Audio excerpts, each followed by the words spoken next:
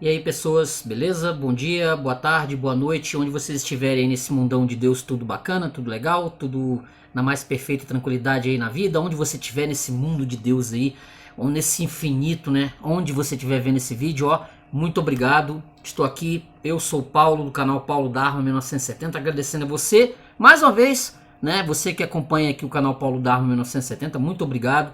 Você também que tem contribuído aqui com o canal Paulo Dharma 1970, ajudando aqui nas nossas compras de livros, né? Se você também quiser dar alguma dica, alguma coisa, se você quiser um comentário, falar, ó, professor Paulo, por favor, eu queria que você fizesse uma resenha desse livro aqui, dê o nome, a gente aqui tá de boa aqui, ó. Vou deixar aqui meu Pix, 988-290-767-91 e pedindo a você que curta o vídeo, né? Aperta o botãozinho aí, se inscreva no canal, sempre toda sexta-feira e todo sábado, regularmente, nós temos uma resenha nova aqui de algum livro interessante, alguma coisa, ou de algum que você se interesse, que você queira ler saber alguma resenha, ou coisa que valha, você pode pedir aqui que a gente faz, beleza? Então, ó, eu sou o Paulo, do canal Paulo Dharma 1970, mais uma vez, nós vamos estar aqui com uma resenha interessante aqui, beleza? Então, ó, curta o vídeo, se inscreva no canal, comente, critique, o que você quiser falar, pode falar, é livre, tema é livre, fale do livro, se você leu, se você não leu, tá? Se você gostaria de ler, você pode dar aqui seu toque aqui pra gente, beleza? Então, ó, curta o vídeo, se inscreva no canal e comente, beleza? Até já já, hein? Valeu!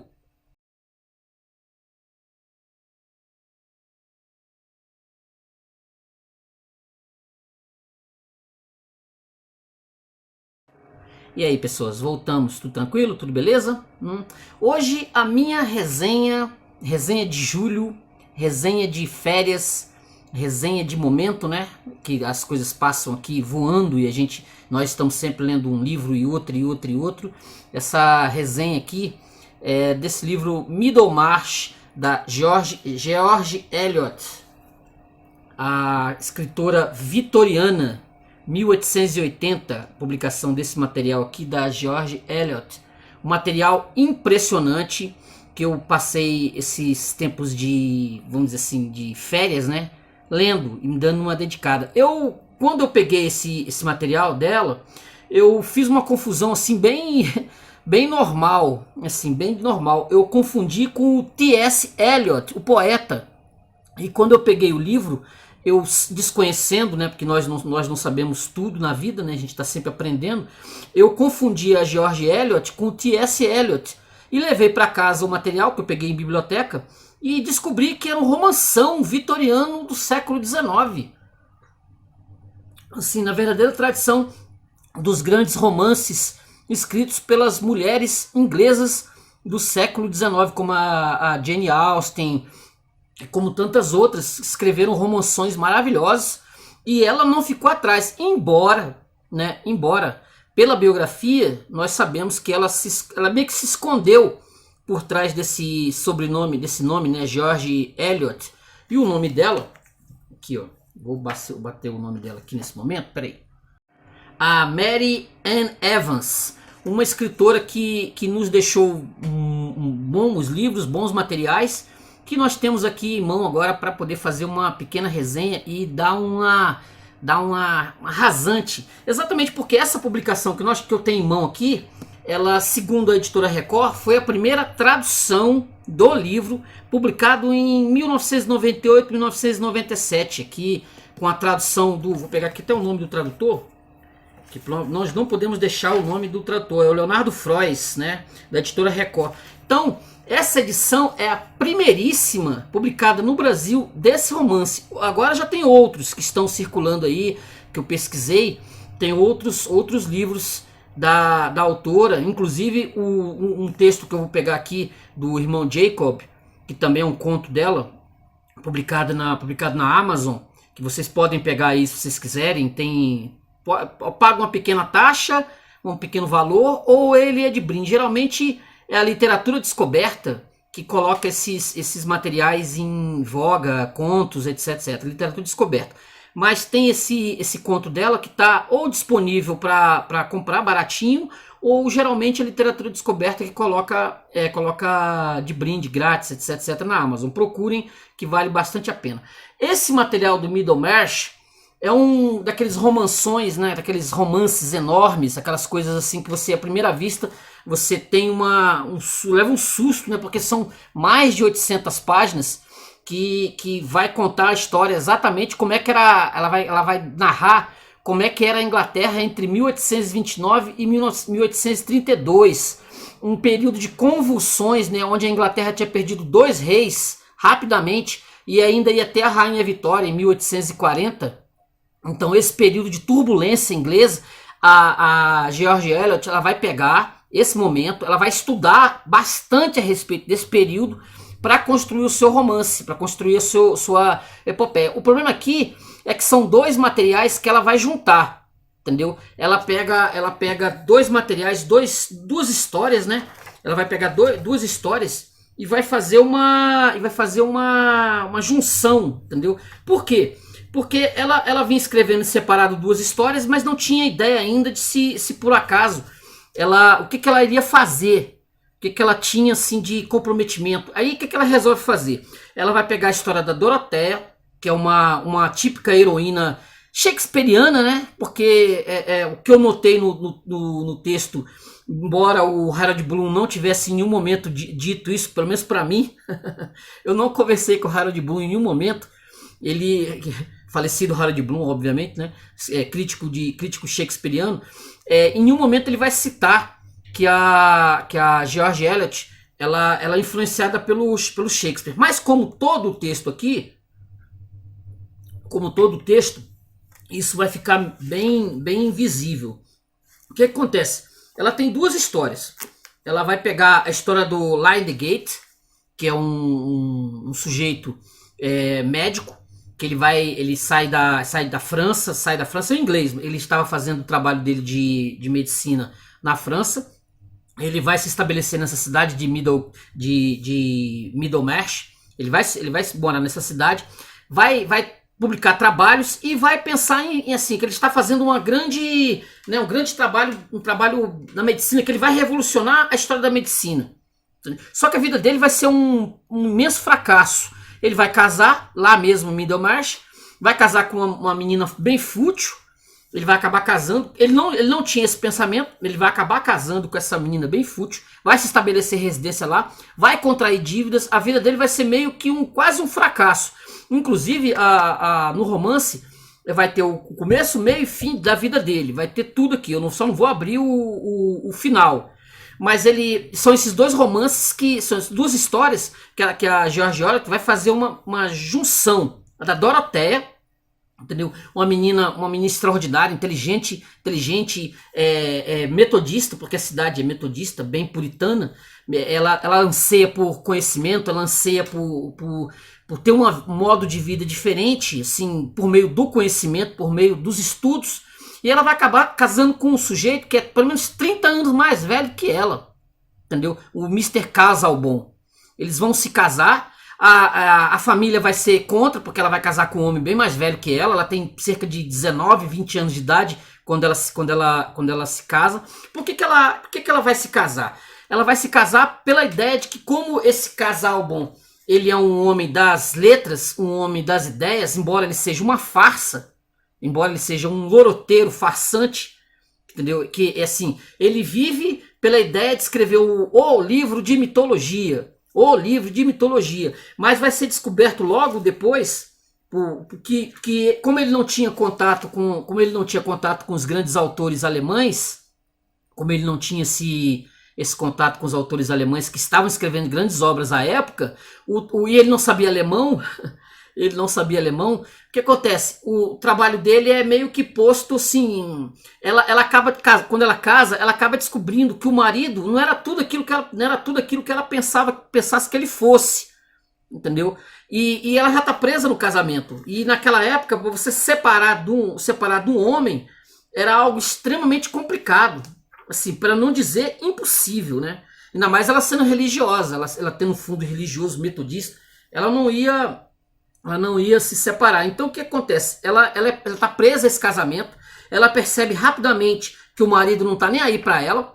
O marido, ele vive essa ideia, essa farsa da intelectualidade de produzir um livro extraordinário, sendo que Ele não tá, assim, ele tem muitos livros, ele vive aquela fantasia de produzir um material, mas esse material não sai. Não sai primeiro porque ele está se baseando em materiais bem xoxos, ele faz pesquisas, mas essas pesquisas nunca saem do lugar. E a Doroteia, quando ela casa com ele, ela acha que vai auxiliá-lo, né? Como ela tem essa visão de que vai estar em grandes ideias, vai estar trabalhando em grandes ideias, ela está casando com, sei lá, com o John Milton, entendeu? E ela vai ser uma espécie de filhas do John Milton, assim, do Paraíso Perdido.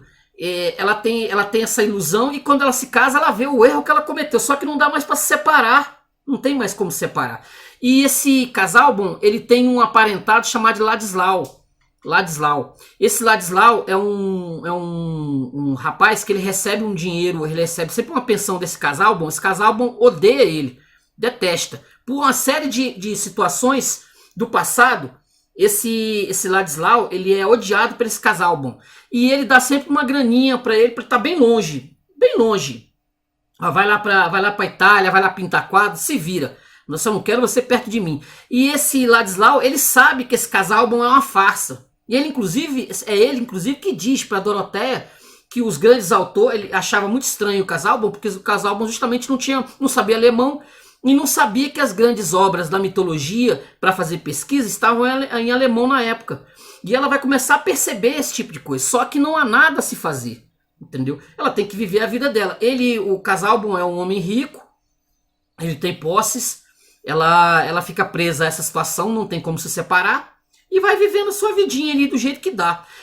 O livro ele é cheio de outros personagens, né? Tem o Fred, tem vários outros personagens. Tem o banqueiro odiado na cidade, o banqueiro dono de um monte de coisas na cidade.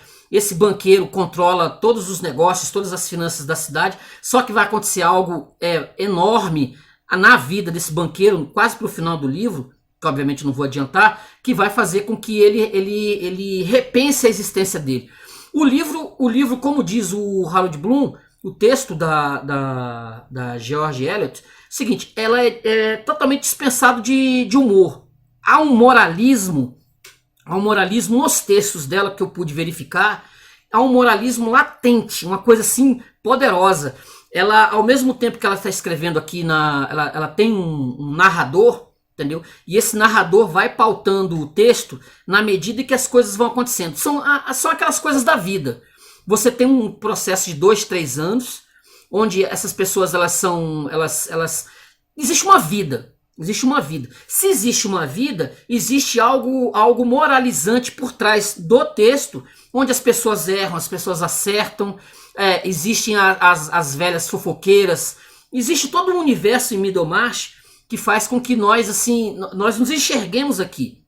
É aí que está o pulo do gato da brincadeira, que eu considero que a George Eliot, ela é uma mulher totalmente shakespeariana, porque praticamente todos os capítulos tem uma aberturazinha com um texto, e geralmente vem alguma coisa do Shakespeare nessas aberturas de capítulo. Os personagens, eles de natureza, eles me lembram assim, a Doroteia me lembra muito as peças meio que comédia. Não vou dizer, obviamente, eu não vou dizer que o texto ele é uma comédia.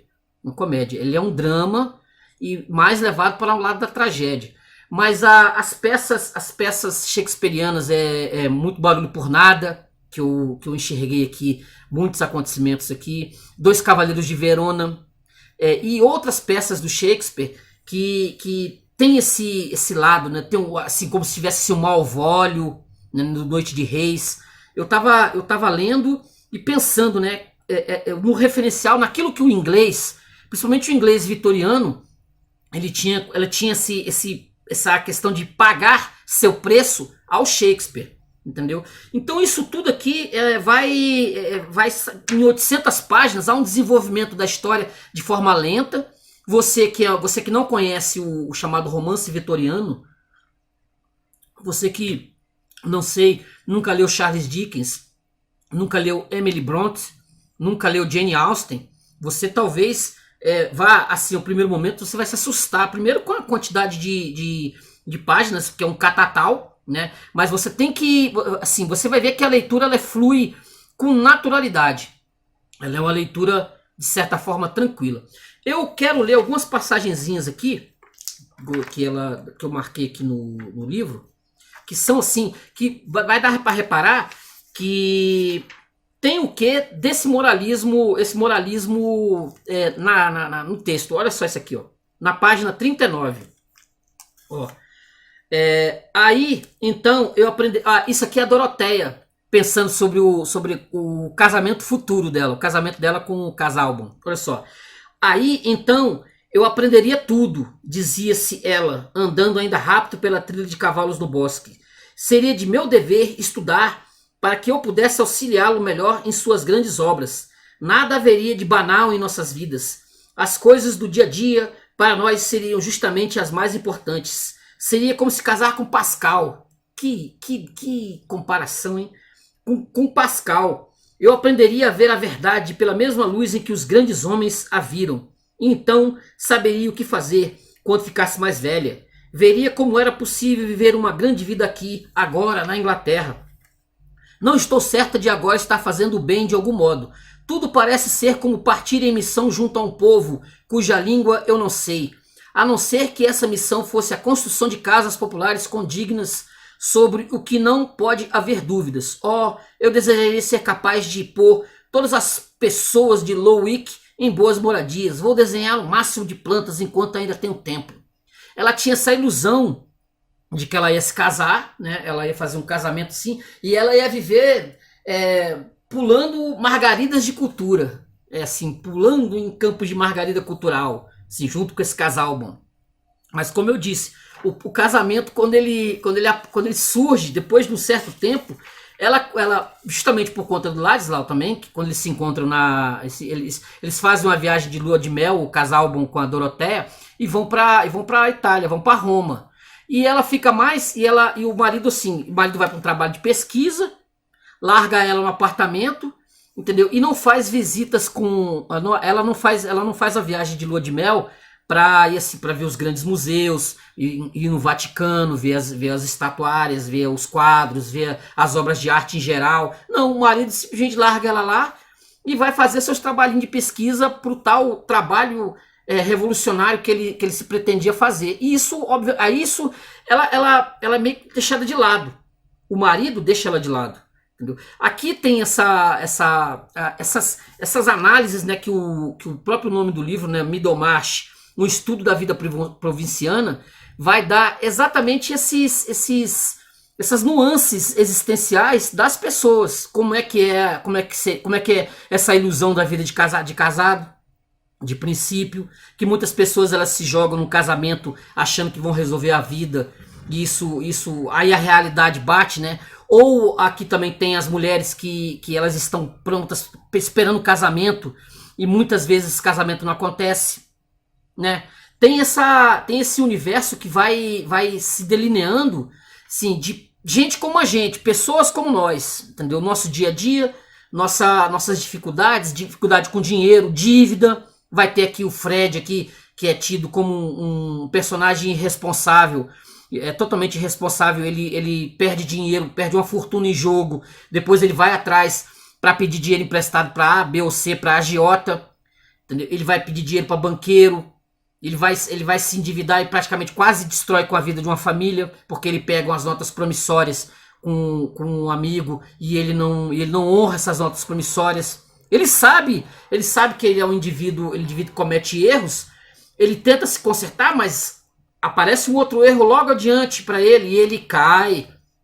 Ele cai como nós costumamos fazer. Nós não vigiamos, né? Nós não temos essa ideia de vigiar as nossas ações. Como nós estamos sempre cometendo pecados, pedindo perdão a Deus, nós temos que vigiar o tempo todo. Ele não vigia, ele se endivida e aí se estrepa. Olha aqui outra passagem, ó. Na página 50. O Casalbon vive meio enterrado nos livros, não é? Aí a Doroteia. Aqui. Quando um homem se dá a grandes estudos e está escrevendo uma grande obra, deve naturalmente abster-se de um muito intenso convívio. Como pode ele sair travando conhecimento por aí? É verdade. Mas o homem desanima, sabe? Eu também sempre fui um celibatário. mas tenho uma tal disposição que nunca me entreguei ao desânimo. Meu destino foi sempre rodar por toda parte e provar de tudo. Nunca me entreguei ao desânimo, mas veja que Casaubon se entrega, sabe? Ele precisa de uma companheira, sabe? Aí, seria uma grande honra para qualquer uma ser sua companheira, disse Doroteia com muita energia.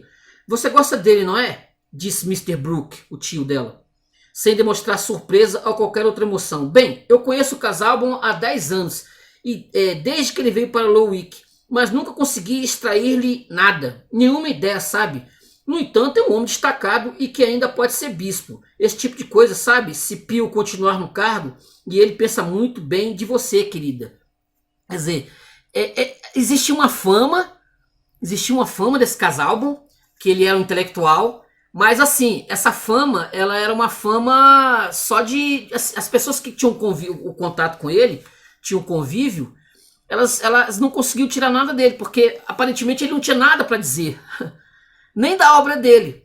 Mas ele vivia da fama de estar produzindo algo. E foi nesse ponto que a Doroteia acaba casando com ele exatamente por conta da fama enorme que ele tinha na cidade de ser um intelectual. Isso aqui é uma ironia da George Eliot, exatamente desses tipos de pessoas que vivem por aí alardeando conhecimento e assim, não, da boca dessa pessoa não sai nada que preste. Não sai nada que preste, ou ele não produz nada, mas ele vive da fama. Ele vive da fama de ser intelectual. Isso aqui é um sarcasmo, é uma ironia da George Eliot por conta do que era a Inglaterra também nesse período. De gente que se propalava a ser mais do que era na real. Olha essa citação do Burton, Anatomia da Melancolia, que está no capítulo 5. Olha só. Ela foi tirar uma citação para colocar aqui na abertura do capítulo 5, que remete exatamente isso que eu estou falando. Ó. Os que estudam muito, olha só, olha que ironia. Os que estudam muito são comumente incomodados por gota, gripes, dores reumáticas, caquexia, bradipsia, vista má, cálculos e cólicas, cruezas, opilações, vertigem, flatulência, tísica pulmonar, e todas essas doenças que procedem do manter-se demasiadamente sentado. Em sua maioria, eles são magros, chupados, descorados. E tudo em virtude de esforços imoderados e extraordinários estudos. Se você não quiser acreditar na verdade disto, veja as obras do grande Tóstato e de Tomás de Aquino. E diga-me então se não foi grande o esforço que esses homens fizeram. Aí Burton, Anatomia da Melancolia.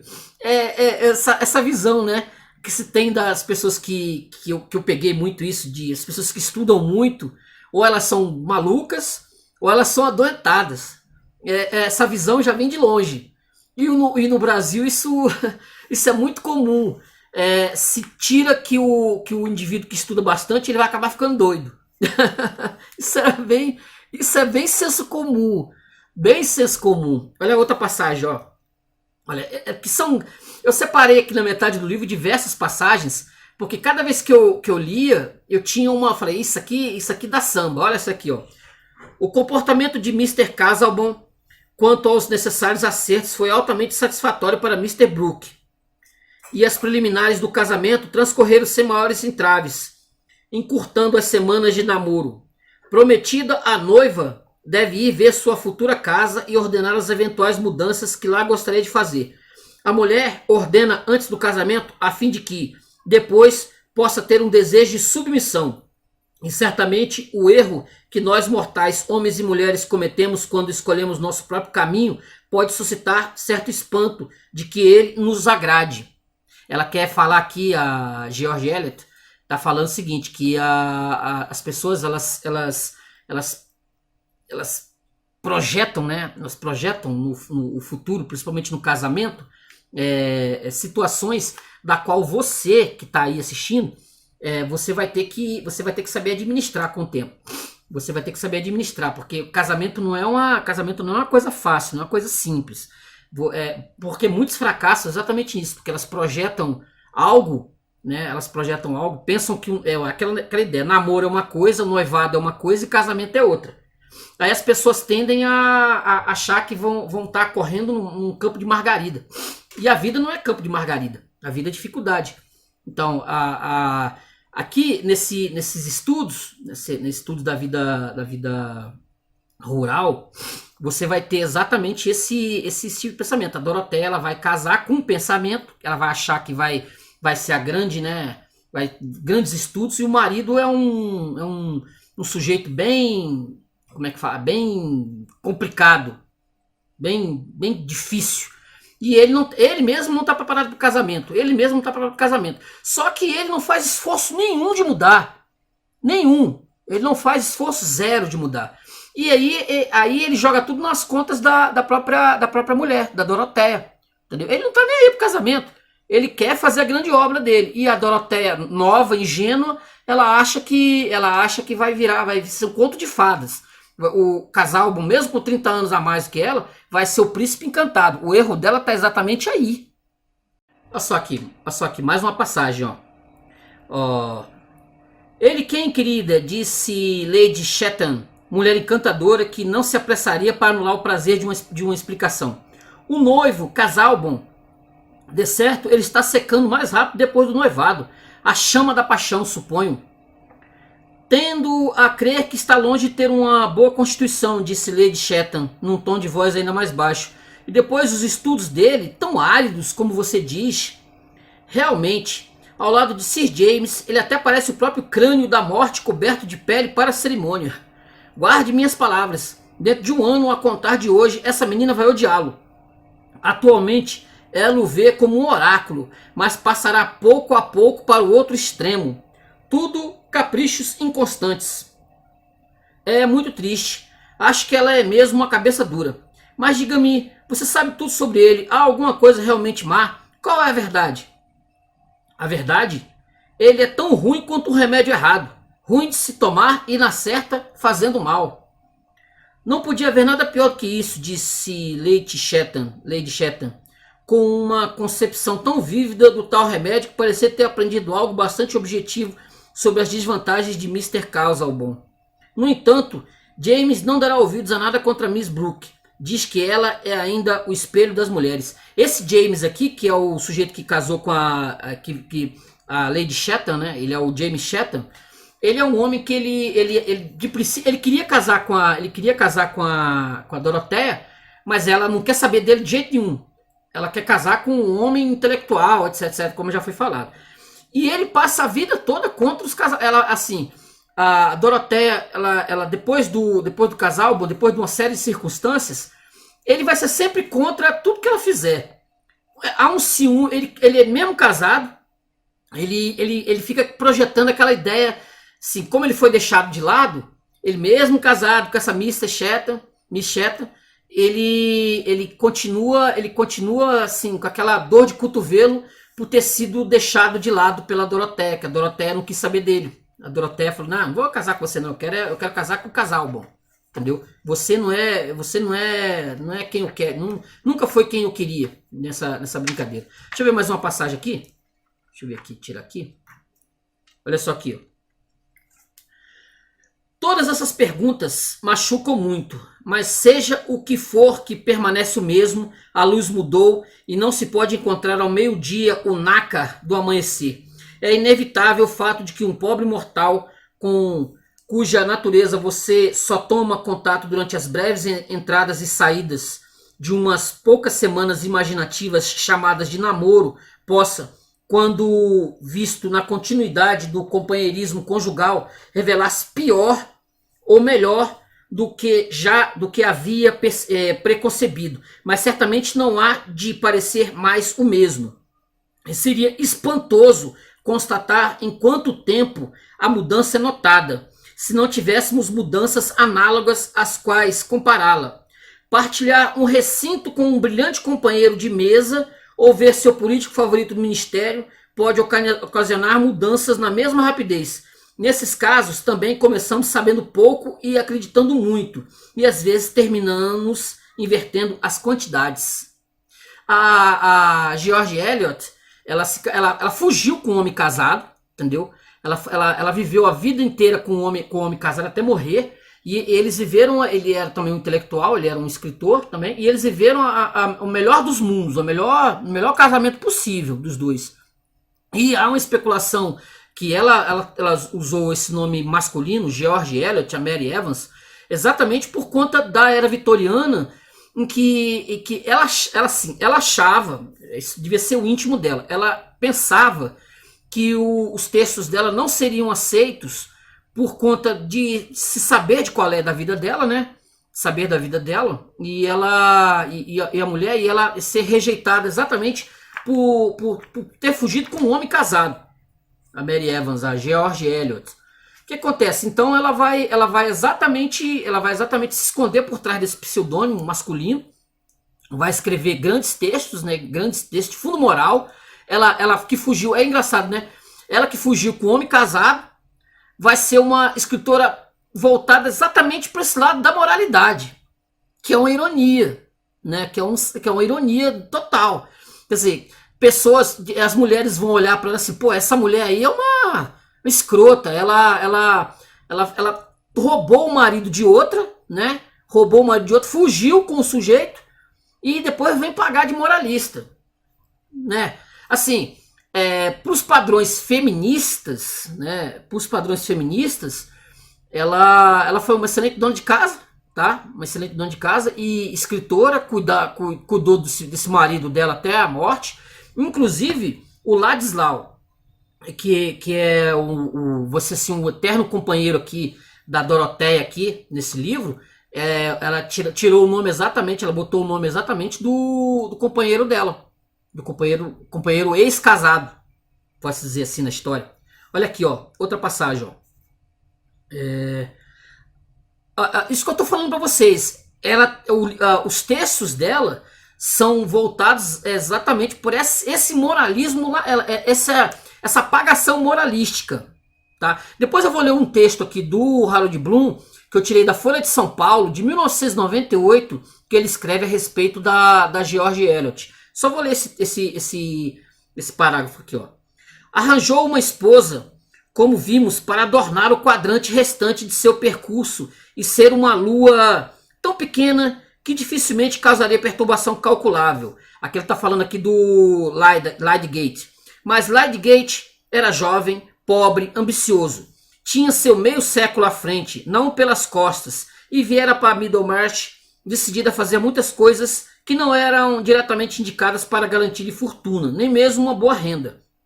Para um homem, nessas circunstâncias, arranjar uma esposa é algo mais que uma questão de ornamento, por maior valor que ele dê a isso. E a predisposição de Lydgate era dar-lhe, entre as funções de uma mulher, o primeiro posto.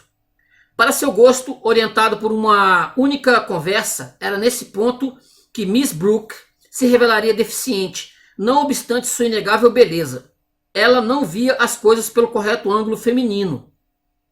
A companhia de tais mulheres era quase tão relaxante quanto, ao sair do trabalho, você ainda ter de dar aulas para a segunda série, ao invés de ir reclinar-se no paraíso com doces risos à guisa de cantar de pássaros e à guisa de céu, olhos azuis. Como eu disse, são esses dois personagens que eles não vão ter nenhum romance, tá? Eles não vão ter o Lydgate e Dorothea, eles são opostos, né? São duas visões de mundo. São duas visões de mundo, a Dorothea e o Lydgate. Lydgate vai ter sua história, vai ter seu universo, vai ter suas misérias, né? Como diz o Balzac, né? Misérias e glórias das cortesãs, né? Vai ter suas misérias provinciais. E a Dorothea também vai ter seus problemas. E eles vão assim, meio que se fazer uma junção, né? De história lá pro quase pro final do livro. Quer dizer, eles vão estar em lados opostos, com seus problemas, com seus coadjuvantes ao redor, né, com seus personagens ao redor. O Lydgate também vai ter seus problemas, vai ter muito problema. E aí eles vão fazer essa junção dos dois. Como eu prometi, eu quero fazer aqui eu quero ler o texto do Bloom, né, eu não posso deixar de ler o Bloom, sobre a George Eliot. Esse texto foi publicado, deixa eu ver aqui a data, deixa eu botar aqui.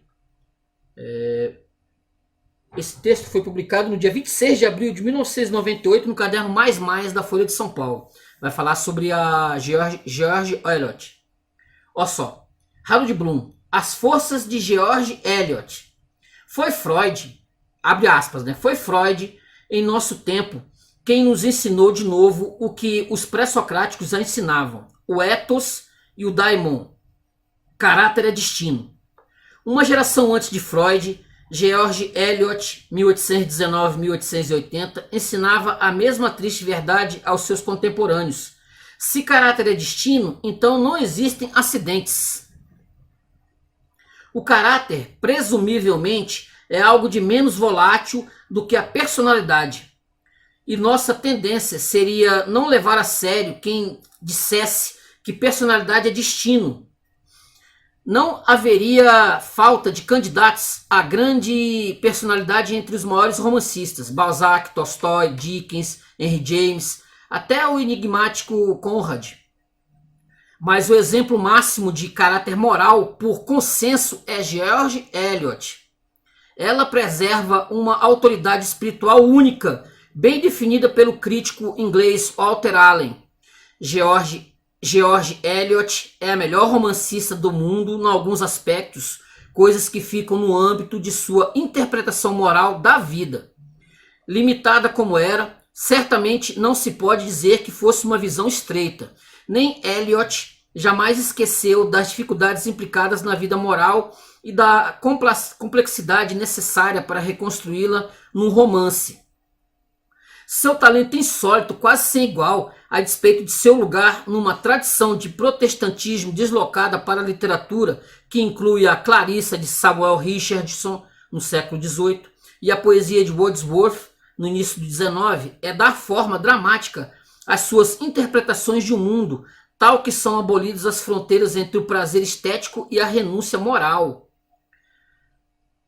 Tanto a heroína Clarice Harlow de Richardson quanto Wordsworth, em seus melhores poemas, partilham uma fórmula de compensação.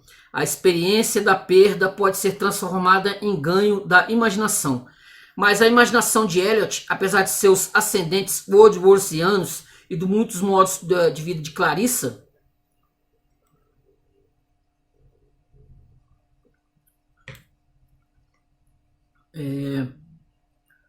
nem Eliot jamais esqueceu das dificuldades implicadas da vida moral e da complexidade necessária para reconstruí-lo num romance. Seu talento insólito, quase sem igual, a despeito de seu lugar numa tradição de protestantismo, tanto a heroína Clarissa Harlow de Richardson quanto Wordsworth, em seus melhores poemas, partilham uma fórmula de compensação. A experiência da perda pode ser transformada em ganho da imaginação. Mas a imaginação de Eliot, apesar de seus antecedentes Wordsworthianos e dos muitos modos como Clarissa é a precursora autêntica de Dorothea Brooke em Middlemarch, editado no Brasil pela Record, nessa época aqui, 1998, é severa demais para aceitar essa fórmula compensatória. A beleza da renúncia na ficção de Eliot não vem de uma transformação da perda, mas de uma outra força que não depende absolutamente de ganhos ou trocas. Eliot nos confronta com o enigma do que se poderia chamar o sublime moral. Ela se integra à companhia austera de profetas prosadores do século XIX, Carlyle, Buskin, Newman e Arnold na Inglaterra, Emerson nos Estados Unidos, Schopenhauer, Nietzsche, Kierkegaard e finalmente Freud na Europa. Mas nenhum desses escreveu romances, embora a sua maneira não deixem de ser contadores de história.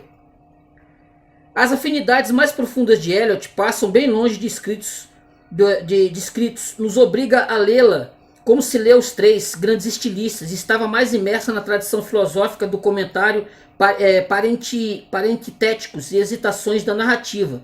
Não tem, contudo, a menor importância. Ninguém lamenta também a sua falta total de senso de humor. Até o Wordsworth pode ser involuntariamente cômico, o que inspirou paródias maravilhosas de Lewis Carroll e Edward Lear. Mas nunca encontrei uma paródia bem sucedida em George Eliot, e não acredito que seja possível. Não seria prudente fazer piadas com nossa necessidade incurável, não só de decidir sobre o que é uma ação demandadas do prazer e do que tomamos por interesse próprio. Assim como Freud, Eliot é forçosamente uma pensadora moral, traçando em detalhes nosso mal-estar na cultura e verificando sem remorso os pesos e medidas da guerra civil da psique. As feministas hoje parecem levemente desconfortáveis com Eliot. Descrevem como derrotista certas passagens como a seguinte, extraída de uma carta de 1867. O que quero dizer é que, como o fato da mera evolução zoológica, a mulher me parece ter ficado com a parte pior da vida. Mas é por esse motivo mesmo que eu argumentaria mais uma vez que na evolução moral nós chegamos a uma arte que conserta a natureza, uma arte que é a natureza em si. É função do amor, no sentido mais amplo, mitigar a dureza dessas fatalidades. A resignação sublime da mulher, de que ela fala na mesma carta, não é exatamente um ideal popular hoje em dia, mas Eliot nunca fala do sublime de maneira leviana e nunca sem consciência das perdas humanas em jogo. A dureza de ser mulher, segundo ela, há de permanecer, não importa até que ponto se possa minimizá-las por uma reforma social. Sua alusão à shakespeariana A Arte que conserta a natureza, que vem do Conto de Inverno, é uma releitura sutil de Shakespeare, na esperança de uma evolução moral do amor. O sentimento predominante nessa carta é de lamento, mas está longe de ser derrotista. Talvez ela devesse ter falado de uma sublimidade resignada, e não de resignação sublime. Mas sua arte, como sua vida, é uma resposta mais que suficiente para qualquer feminista empenhada em diminuir o valor da autora de Middlemarch, que divide com Jane Austen e Emily Dickinson a distinção de ser a escritora mais forte da língua. Para Henry James, Middlemarch era de uma vez só um dos romances mais fortes e um dos romances mais fracos da literatura inglesa. A segunda parte desse juízo representa evidentemente uma forma de defesa. Middlemarch é um romance tão bom, no mínimo, quanto qualquer outro. E Dorothea Brooke assume uma posição crucial naquela grande sequência de heroínas da vontade protestante, que inclui Clarice Harlow, Emily Wadsworth de Emma, Esther Prynne da Letra Escarlate, Isabel Archer de Retrato de uma Senhora, Ursula Brandeswin de Mulheres Apaixonadas e Clarissa Dalloway de Mrs. Dalloway, entre outras. Relendo Middlemarch, só fico triste quando sou forçado a me deparar com Will Ladislau, um retrato idealizado de George Henry Lewis, o amante nada indigno de George Eliot. Em tudo mais, o romance só me desperta espanto, se não por outros motivos, pelo fato de ser o único de todos os romances capaz de levar a reflexão moral ao nível da arte mais elevada. Viu, né? Ai, ai. Existe Nietzsche, claro, mas seu Zaratustra não é um romance e, de qualquer modo, é um desastre estético. Os grandes moralistas de Montaigne a Emerson e Freud não são escritores de ficção, mas George Eliot fica nessa companhia. Como é possível tamanha autoridade estética nas reflexões morais de Eliot, quando se pensa que autoras contemporâneas nossas como Doris Lessing ou até mesmo Iris Murdoch não chegam a tanto? Pode-se dar duas respostas, talvez independentemente umas da outra. A primeira é que Eliot não tem rival entre todos os romancistas no que diz respeito à força cognitiva. Ela está para a ficção como Emily Dickinson para a poesia ou Shakespeare para o teatro. Não é habitual avaliar escritores literários em termos de capacidade intelectual, mas isso talvez seja um dos pontos perenemente fracos da crítica literária. E a nossa perplexidade continua. Walt Whitman, em minha opinião, é superior até a Emily Dickinson na poesia americana, mas comparado a ela, é incapaz de pensar. Dickinson e George Eliot, como Blake, repensam por si mesmos tudo o que há na terra e no céu, como Shakespeare também parece ter feito, acima de qualquer outro autor. Uma originalidade cognitiva, uma cognitiva dessa ordem, torna-se claramente um valor estético, em combinação com outros modos de domínio literário, mas está praticamente ausente em poetas maravilhosos como Whitman e Tennyson.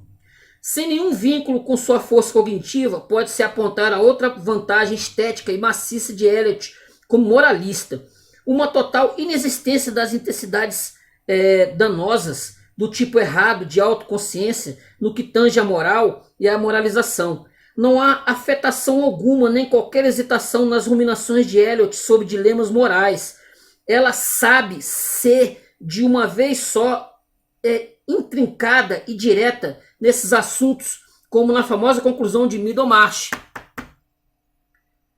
ali se encontra uma frase como essa, que é ao mesmo tempo um mero truísmo e um momento profundo de escrita tão forte que não seja em grande parte determinada pelo que lhe é exterior. Abre aspas.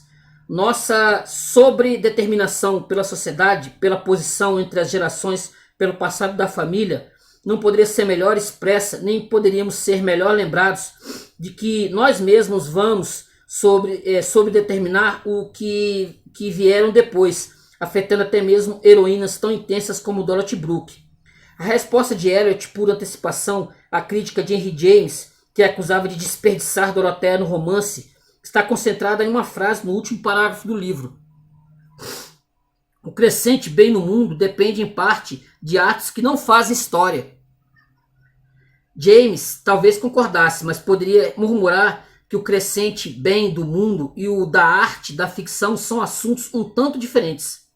A força única de George Eliot está em nos persuadir, mais de qualquer outro romancista, de que o bem do mundo e o bem do romance são finalmente passíveis de reconciliação. O Harold Bloom era crítico literário, né? Publicou vários livros, etc, o Cânone Ocidental, e publicou esse material aqui, ó. Cânone Shakespeariano. Shakespeare, a invenção do humano, esse material aqui, ó. Isso aqui é um resumo de todo o material que o Shakespeare escreveu, de todas as peças. Beleza? Harold Bloom, ó.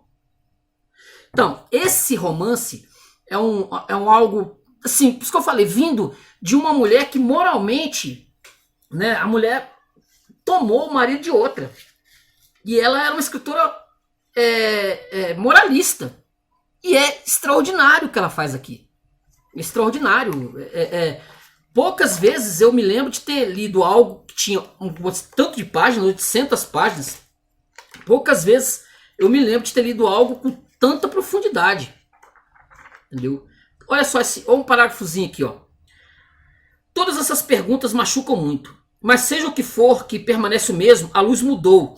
E não se pode encontrar ao meio-dia o nakar do amanhecer. É inalterável o fato de que um pobre mortal com cuja natureza você toma contato durante as breves entradas e saídas de umas poucas semanas imaginativas chamadas de namoro, possa, quando visto na continuidade do companheirismo conjugal, revelar-se o pior ou melhor do que havia você preconcebido. Por aí vai. Tem várias aqui. Então, esse romance é extraordinário, indicação mesmo de leitura, tá? E eu quero falar um pouquinho de um outro material dela, que é o que eu citei, que era o Irmão Jacob, que é esse material aqui, ó, que eu peguei eu boto aqui no iniciozinho, que eu peguei na Amazon, deixa eu botar aqui bem pro início, deixa eu ver aqui, peraí, só um minutinho, que vale muito a pena também, deixa eu ver aqui. Pega aqui. Olha só aqui. Esse aqui, ó. Irmão Jacob. Vou botar a capinha dele aqui, ó. Esse conto tem que umas 20 páginas nessa faixa, Irmão Jacob. 20 páginas. Vai contar a história de um sujeito, David, que ele é louco para fugir, ele é louco para sair de casa, desesperado para sair de casa. Ele tem um irmão que é um deficiente, na época era um autista, na época podia dizer que que ele não tinha nome, ele não existia esse nome de autismo ainda na época, né? Esse conto foi publicado em 1864. Acontece a história desse sujeito que ele quer fugir de casa, então ele vê ele se finge de uma pessoa austera, um sujeito que a mãe gosta pra caramba dele, etc. No interior dele ele quer ir embora. Ele quer sair daquela casa, ele não quer contato com esse Jacob, o irmão, que era autista, né? Autista. Ele não quer contato com esse irmão. E aí ele vê que a mãe tem um dinheiro guardado. Ele tem todas as artimanhas para pegar esse dinheiro. Tem a dificuldade porque esse Jacob, ele fica para cima e para baixo. Ele ama esse irmão. Ele ama esse irmão de todas as formas. E assim, ele tem que se desvencilhar do Jacob de qualquer forma. Ele tem que pegar essas moedas e fugir. Isso acaba acontecendo. Ele pega as moedas e some. e vai para, sei lá, para Jamaica. Ele vai morar na Jamaica. Lá acontece um monte de situações que ele é obrigado a voltar para Inglaterra, e ele volta para Inglaterra e vai viver num lugar lá afastado de onde ele morava. Mas as notícias, ele tá querendo, ele inclusive, ele monta uma confeitaria lá e começa a ser bem aceito na cidade, né? Ele muda de nome. Ele é bem aceito na sociedade, lá no lugar onde ele tá morando. E ele já tá para casar com a menina ali do lugar, né? Do lugar. Só que a notícia acaba saindo no jornal a revelia dele, e aí o irmão dele, o Jacob, e o irmão mais velho sabem que ele reapareceu, parece que vê um desenho no jornal, uma foto, uma coisa que vale, e o Jacob vai atrás do irmão e encontra ele na cidade, lá quando ele está prestes a noivar da menina. Entendeu? Eu não vou contar o final. Você vai encontrar esse irmão Jacob, vai encontrar na Amazon o texto da George Eliot, que vale muito a pena. Pode ser uma boa porta de entrada para você descobrir aqui o Middlemarch, entendeu? Para você pegar esse romance e destrinchar. Ele deve ter o quê? Umas 30 páginas? Acho que ele tem umas 30 páginas. E vale muito a pena você dar esse David, você ter contato com ele e ver como é que é essa questão exatamente moral da George Eliot. Eu quero, para finalizar, só botar aqui o finalzinho, uma citação que ela vai citar do Peregrino. Como é que é? O Peregrino, né? A Viagem do Pistão à Cidade Celestial, que eu fiz vídeo há um tempo atrás. Ela coloca aqui na página 861, que assim, cada texto, a citação que ela coloca no início de cada capítulo vai reverberar no capítulo, né? Então ela tira essa citação aqui do Peregrino, que vai ser aqui o que vai estar rolando com o personagem aqui no final do livro, ó. Então saíram os jurados, cujos nomes eram Mr. Cegueta, Mr. Imprestável, Mr. Malícia, Mr. Depravado, Mr. Vida Frouxa, Mr. Cabeçudo, Mr. Metidez, Mr. Inimizade, Mr. Mentiroso, Mr. Crueldade, Mr. Obtuso, Mr. Implacável, cada um dos quais deu seu veredito pessoal contra ele, e depois decidiram por unanimidade entre si declará-lo culpado perante o juiz. E por primeiro entre eles, o primeiro jurado, Mr. Cegueta, disse: vejo claramente que este homem é um herege. Depois falou Mr. Imprestável: fora com este camarada da terra. A favor, disse Mr. Malícia, pois só de olhar para ele já me dá raiva. Disse então Mr. Depravado: eu nunca poderia suportá-lo, nem eu, disse Mr. Vida Frouxa, pois sempre ia censurar meus modos. A forca com ele, disse Mr. Cabeçudo. Trata-se de um João Ninguém, disse Metidez. Meu coração se ergue contra ele, disse Mr. Inimizade. É um vagabundo, disse Mr. Mentiroso. A forca é até bom demais para ele, disse Mr. Crueldade. Vamos ter de tirá-lo do caminho, disse Mr. Obtuso. Por fim, Mr. Implacável disse: pudesse o mundo todo me ser dado, nunca eu me reconciliaria com ele, por conseguinte que o condenemos incontinente como culpado à morte. Aí ele vai aqui no parágrafo, né? Quando o imortal Bunyan traça esse quadro das paixões persecutórias a apresentarem seu veredito de culpa, quem se apieda da veracidade? É um destino raro e abençoado, a quem nem alguns dos grandes homens chegaram. Sabermos-nos inocentes diante de uma multidão que condena. Estamos certos de que aquilo porque nos denunciam é tão somente o que há em nós de bom. Lamentável destino é o do homem que não pode intitular-se Marte, nem se viesse a ser persuadir de que os homens que o apedrejam não eram senão feias paixões encarnadas, que sabe que é apedrejado, não por professar a verdade, mas por não ser o homem que ele professava ser. Isso aqui é a respeito de um personagem aqui do livro, que é descoberto umas falcatruas dele, descoberto umas coisas do passado, e a cidade toda o condena. Entendeu? A cidade toda o condena. Assim, são dois textos que eu tive prazer de ler, o Middlemarch e o irmão Jacob, Brother Jacob. São dois textos que nos elevam moralmente. Embora a autora não seja lá a campeã da moralidade, mas o texto, por isso que eu falo, uma coisa é o indivíduo que escreve, outra coisa é a vida. Entre a vida e o romance, né, a vida e o livro, o romance, Existe uma realidade, existe nós, existe o que nós fazemos, existe o que os outros veem da gente, né? Assim, eu tenho uma boa compleição, uma boa ideia sobre mim, que muitos podem não ter. Mas, assim, nós cometemos erros, nós cometemos pecados o tempo todo, estamos sempre pedindo perdão a Deus, mas o mundo está aí para apedrejar. Se você não tomar cuidado, né? Se você não tomar cuidado, ó, é lenha, é lapa, entendeu?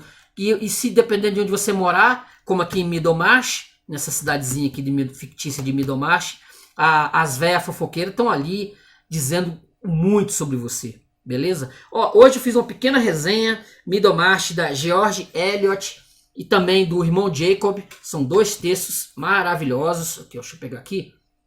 Deixa eu botar aqui no início aqui. São 2 textos maravilhosos que valem muito a pena. Deixa eu só colocar aqui para botar a fotinha dele aqui. Que vale muito a pena. Aqui, ó, capa. Aqui, ó. Irmão Jacob, ó, e o Middlemarch. Esses 2 grandes romances. Um romance e o outro conto da George Eliot. Beleza, gente? Espero que vocês tenham gostado. Curtam o vídeo, se inscrevam no canal e comentem. Hoje eu falei um pouquinho do irmão Jacob, né? Desse conto aqui que está na Amazon, tá? Procurem na Amazon, que vale bastante a pena. E esse romanção aqui, publicado no Brasil, o primeiro publicado no Brasil em 1998, que inclusive, para você ver só para, eu não posso deixar de ver como essa questão do referencial, né, que o Paulo Francis tinha à época. Olha aqui, ó, vendo, ó, Paulo Francis, uma citação do Paulo Francis sobre o Middlemarch, que eu procurei por aí para ver se eu consegui encontrar o Paulo Francis falando, mas só tinha aqui mesmo, ó, Middlemarch, de George Eliot, Mary Ann Evans, é a mais sutil e completa análise social da Inglaterra no século XIX. Paulo Francis, ó, quando Paulo Francis ainda estava, né, quer dizer, ainda estava na boca do povão ainda, a Record colocou a citação dele. Eu não sei se ela faria isso hoje, porque a Record está em outras mãos, a editora Record está em outras mãos, está com outro tipo de ideologia. Paulo Francis certamente não iria estar como referência para o romance publicado por eles, beleza? Ó, Irmão Jacob e Middlemarch, da George Eliot, foi a resenha de hoje, beleza, gente? Ó, curta o vídeo, se inscreva no canal e comentem. Valeu, até a próxima, tchau!